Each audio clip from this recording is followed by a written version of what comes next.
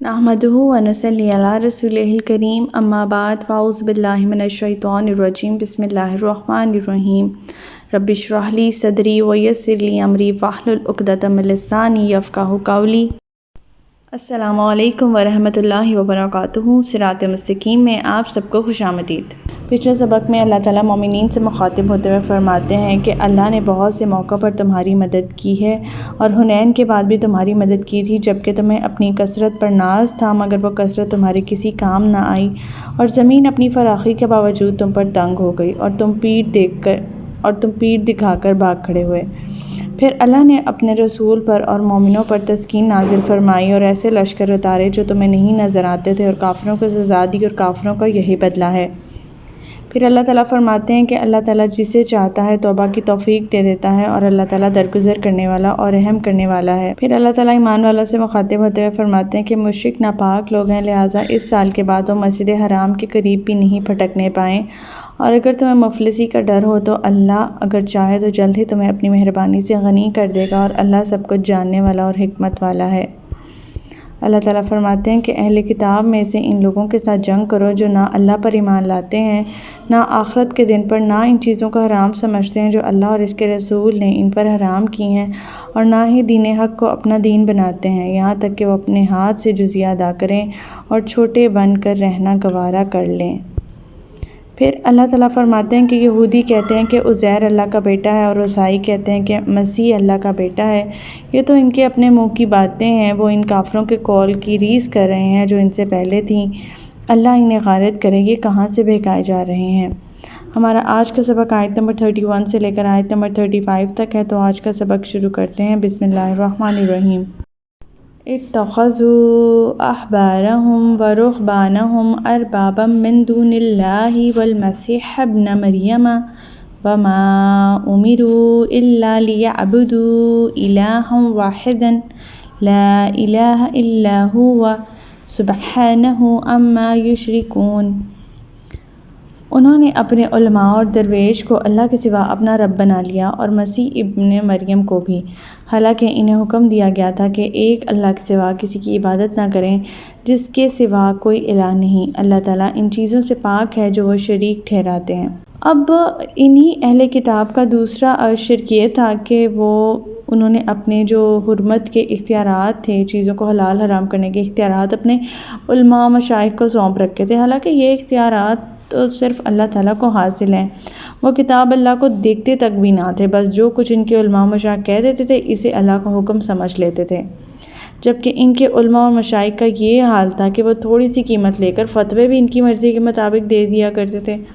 अल्लाह ताला फरमाते हैं कि इन्होंने अपने उलमा और दरवेशों को अल्लाह के सिवा अपना रब बना लिया था और मसीह ईसा इब्न मरियम को भी, हालांकि इन्हें यह हुक्म दिया गया था इनकी किताब में कि अल्लाह के सिवा किसी की इबादत ना करें जिसके सिवा कोई इलाह नहीं, और अल्लाह ताला इन चीज़ों से पाक है जो वो शिर्क करते हैं। आयत नंबर 32। युरिदूना अन युत्फ़िउ नूरल्लाहि बिअफ़वाहिहिम व यअबल्लाहु इल्ला अन युतिम्मा नूरहु वलौ कारिहल काफ़िरून।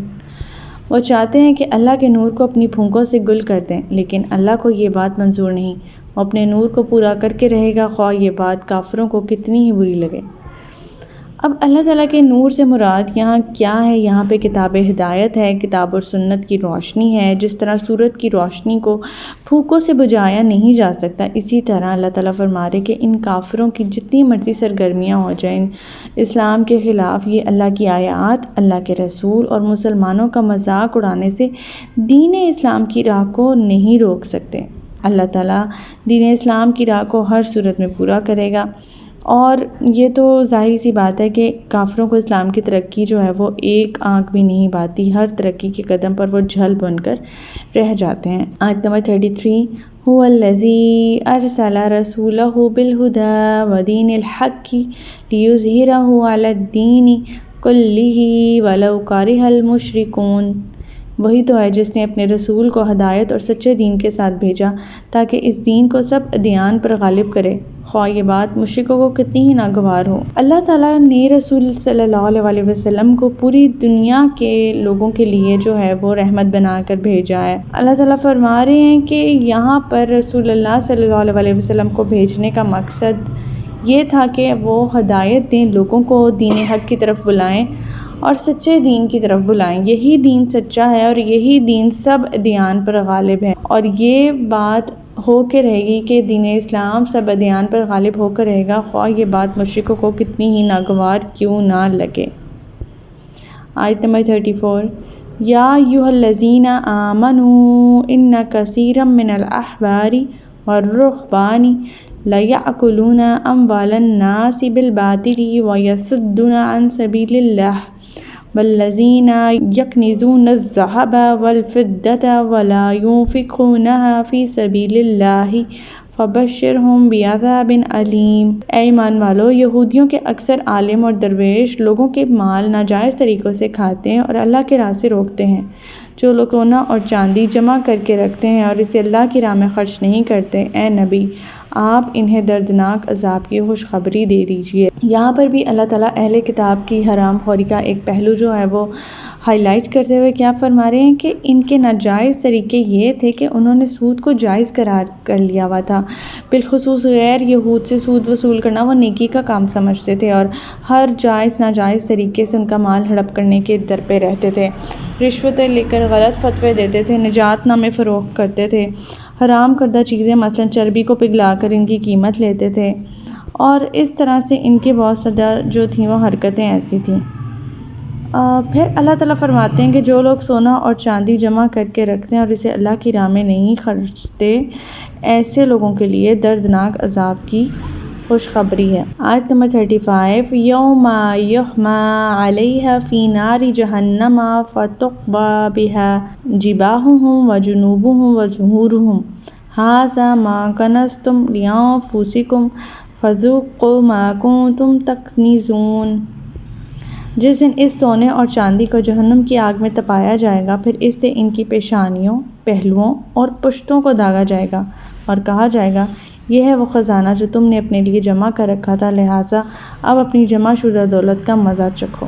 یعنی پچھلی آیت میں جہاں اللہ تعالیٰ فرما رہے ہیں کہ جو لوگ سونا اور چاندی جمع کر کے رکھتے ہیں ان کے لیے دردناک عذاب کی وعید سنا دیں، اور پھر اسی بات کو کنٹینیو کرتے ہوئے اللہ تعالیٰ اس آیت میں فرماتے ہیں کہ اس دن سونے اور چاندی کو جہنم کی آگ میں تپایا جائے گا، پھر ان کی اس سے پیشانیوں کو، پہلوؤں کو، پشتوں کو داغا جائے گا، چوٹ لگائی جائے گی اور فرمایا جائے گا کہ یہ ہے وہ خزانہ جو تم اپنے لیے جمع کرتے تھے، اب اپنی جمع شدہ دولت کا مزہ چکھو۔ تو ہمارا آج کا سبق یہیں تک تھا۔ اللہ تعالیٰ سے دعا ہے کہ اللہ تعالیٰ قرآن پاک کے احکامات پر ہمیں عمل پیرا ہونے کی توفیق عطا فرمائے۔ اللہ پاک ہمیں ہدایت دے کہ جس کے بعد گمراہی نہ ہو۔ ربنا لا تزغ قلوبنا بعد إذ هديتنا وهب لنا من لدنك رحمة إنك أنت الوهاب۔ سبحانك اللهم وبحمدك نشهد أن لا إله إلا أنت أستغفرك وأتوب إليك۔ السلام علیکم ورحمۃ اللہ وبرکاتہ۔